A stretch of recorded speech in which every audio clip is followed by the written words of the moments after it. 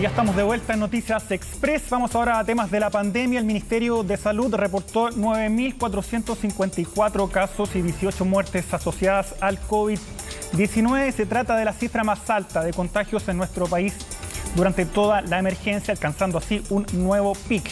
La positividad nacional subió a 8,91% en base a 96.108 exámenes realizados en las últimas 24 horas. Con esto, el total de casos activos se ubica en 47.076. Respecto a los fallecidos por causas asociadas al virus, fueron 18 personas, lo que eleva el total de víctimas a 39.394 personas en Chile. En cuanto a la red asistencial, hay 327 camas críticas disponibles.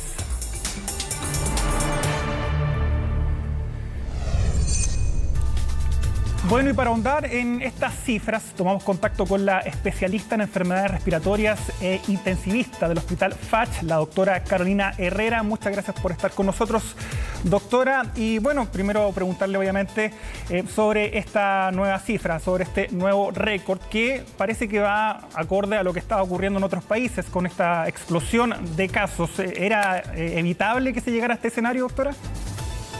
¿Cómo estás, Mario? Muchas gracias por la invitación. Efectivamente, estamos en presencia de un virus que solo es superado por el sarampión como sus características de transmisibilidad y contagiosidad.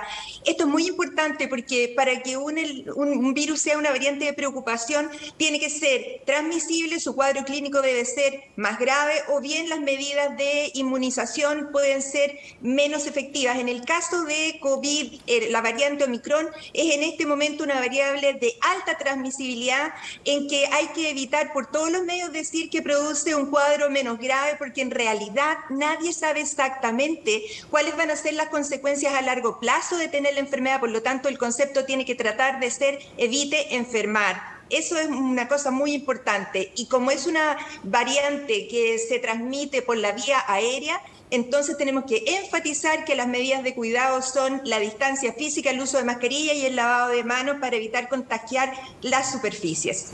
Doctor, en ese sentido, y usted decía que, claro, que había estos mensajes, esta comunicación de riesgo que dicen, claro, que la variante Omicron es menos agresiva que la Delta, y eso, de alguna forma, ha, no sé, relajado a la población en ese sentido. ¿Cómo evalúa usted hasta ahora la comunicación de riesgo que han hecho las autoridades?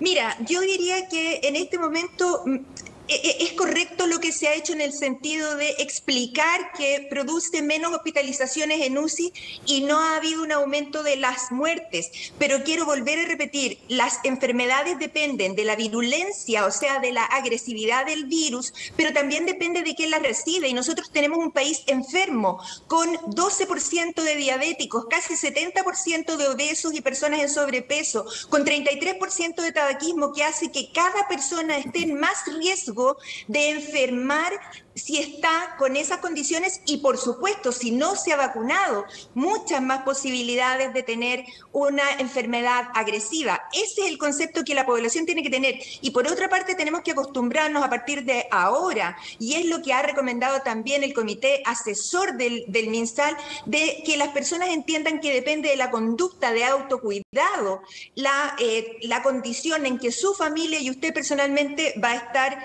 protegido o no. Si tú personalmente te abrazas, como yo he visto muchas autoridades del gobierno saliente, del gobierno entrante, abrazándose en público, besándose con la mascarilla puesta, sin mascarilla, realmente esas son imágenes que no deben ser transmitidas a la población. Tiene que haber distancia física, uso de mascarillas estricto. Doctora, el ministro París hablaba de 6.000 casos, después el presidente Piñera habló de 10.000 casos, el Colegio Médico proyecta 15.000 nuevos casos para esta semana entrante. ¿Cuándo debería llegar el pic y cuánto sería la cifra, o eso es imposible de determinar?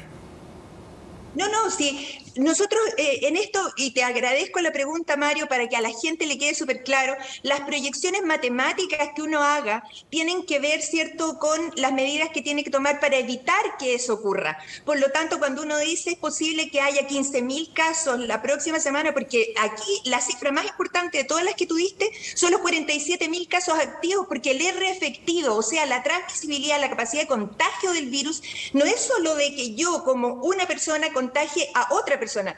Mi contagio es hacia un grupo familiar entero o hacia un grupo laboral en donde va a haber un brote comunitario, ¿cierto?, epidémico. Entonces es muy importante entender esto. Si no se llega a una gran cantidad de casos es porque las medidas han sido exitosas. Las olas se miran siempre en retrospectiva. Entonces, tratar de adivinar cuántos casos van a ser no tiene un sentido sino para evitar que eso ocurra. Claro. Doctora, ¿y cuáles deberían ser las próximas medidas si siguen subiendo estos casos? Ya varios descartan nuevos confinamientos, pero no sé, se habla de reducir los aforos. ¿Cuál cree usted que podrían ser las medidas para contener esta tercera ola que nos está golpeando?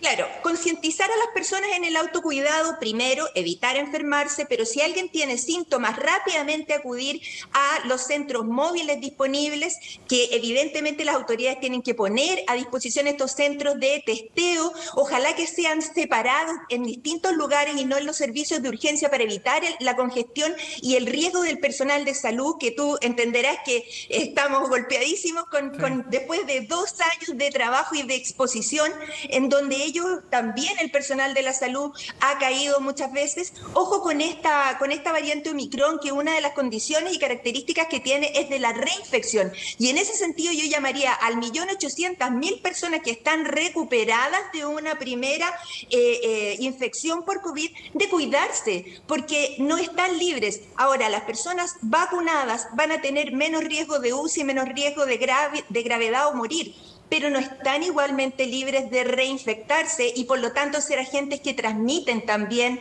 la infección, y aquellos que no están vacunados definitivamente tienen que estar enterados y tienen que estar en conocimiento de que su cuadro clínico sí puede ser grave, como es lo que nosotros estamos viendo en la UCI. Pacientes obesos, diabéticos, con enfermedades respiratorias previas, con enfermedades cardiometabólicas, que son las que ponen en riesgo de un desenlace peor. Doctora, sabemos que Omicron es una variante muy contagiosa y eso está generando problemas con la trazabilidad. ¿Hay que reformular esa trazabilidad que se está haciendo actualmente? Exactamente, lo que tenemos que ahora volver a insistir en que ya no vamos a depender de una autoridad centralizada, porque es una tarea demasiado grande. El potencial de contagio de Omicron es cerca de 500 veces más que el Delta, entonces no se nos va a escapar de las manos, y además si las interacciones entre las personas son entre desconocidos, o sea, lugares públicos en donde yo no tengo idea quién está sentado en el restaurante al lado mío, en lugares cerrados, ¿cierto?, en lugares de culto, entonces nosotros no vamos a poder hacer una trazabilidad que sea realmente efectiva y eficiente. Por lo tanto, la medida, vuelvo a repetir, que tenemos que tener el autocuidado, testear todas las veces que sea necesario, ojalá con test rápidos para poder explicarle a las personas que se tienen que aislar 7 días, simplificar el aislamiento, simplificar el testeo y usar mascarilla y favorecer la vacunación, porque eso definitivamente es lo que entrena al sistema inmune para pelear la infección cuando el virus llega a nuestra garganta, a nuestros ojos, a nuestras manos. Doctora, ya para ir terminando, me gustaría saber su opinión respecto a lo que están proponiendo algunos países, específicamente en Europa, con ya tratar la pandemia como una endemia de aquí a un par de meses más, debido y calificarla ya como una gripe. Eso acá en nuestra región y específicamente en nuestro país es muy difícil de aplicar.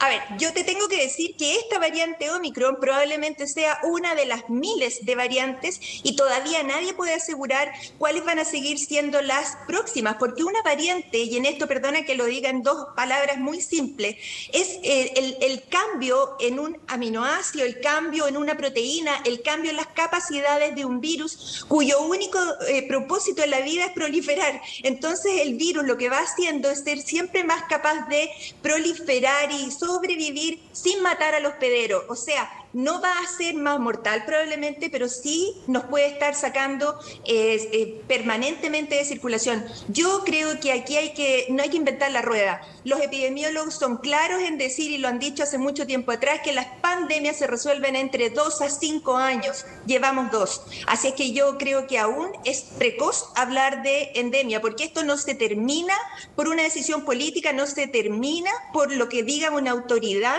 o un gobierno o una Cámara de Comercio. Esto se termina cuando el número de personas disminuye en la comunidad y cuando sus efectos no traen una repercusión que puede significar el colapso de los sistemas de salud, como en este momento en algunos hospitales ya ha ocurrido. Doctora Carolina Herrera, muchas gracias por haber conversado con nosotros acá en CNN Chile.